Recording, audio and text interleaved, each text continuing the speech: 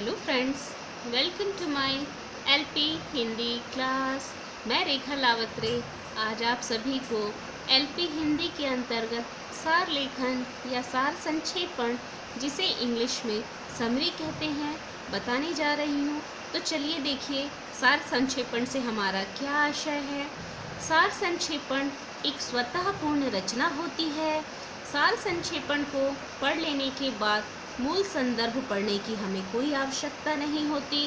सामान्यतः संक्षेपण में लंबे चौड़े विवरण, पत्राचार आदि की सारी बातों को अत्यंत संक्षिप्त क्रमबद्ध रूप में रखा जाता है और कम से कम शब्दों में अधिक से अधिक विचारों, भावों और तथ्यों को प्रस्तुत किया जाता है।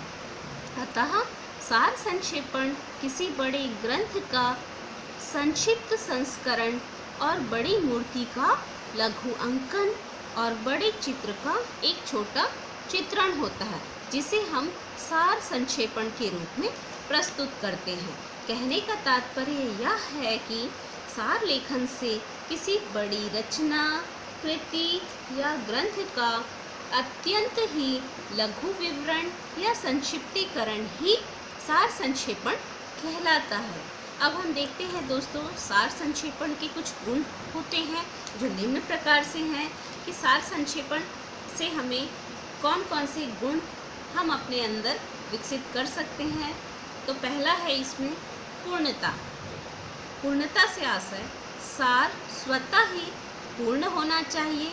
इस बात का विशेष ध्यान हो कि उसमें कोई महत्वपूर्ण बात छूट ना जाए।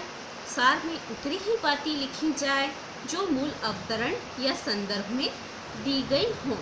तो इस प्रकार सार संक्षेपण में पूर्णता का गुण होना चाहिए। दूसरा गुण है सार संक्षेपण का स्पष्टता।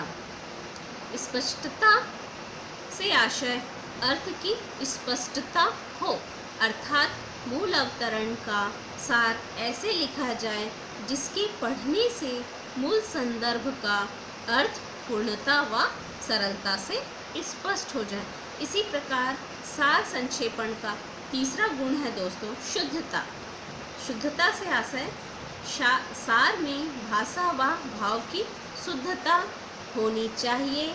वही तथ्य लिखे जाए जो मूल संदर्भ में हो, अशुद्ध या स्पष्ट ना हो जिसके अलग अर्थ लगाए जा सके। इसमें मूल तथ्य से आशय को विकृत व परिवर्तित नहीं करना चाहिए।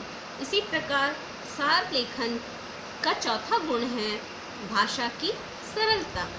भाषा सरल व परिष्कृत होनी चाहिए। क्लिष्ट और समास बहुल भाषा का प्रयोग सार संक्षेपण में हमें नहीं करना चाहिए और न ही भाषा को किसी भी हालत में अलंकृत होना चाहिए। इसका भी ध्यान रखना हमें बहुत ही आवश्यक है।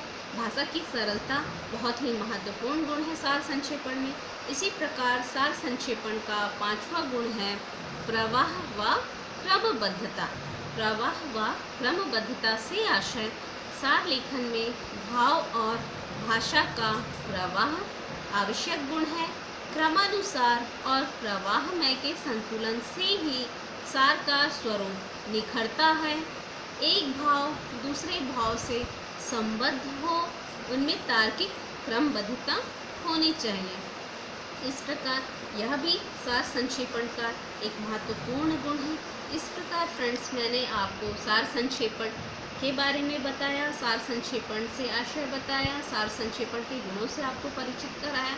आशा करती हूँ कि आज का ये वीडियो आपको पसंद आया होगा।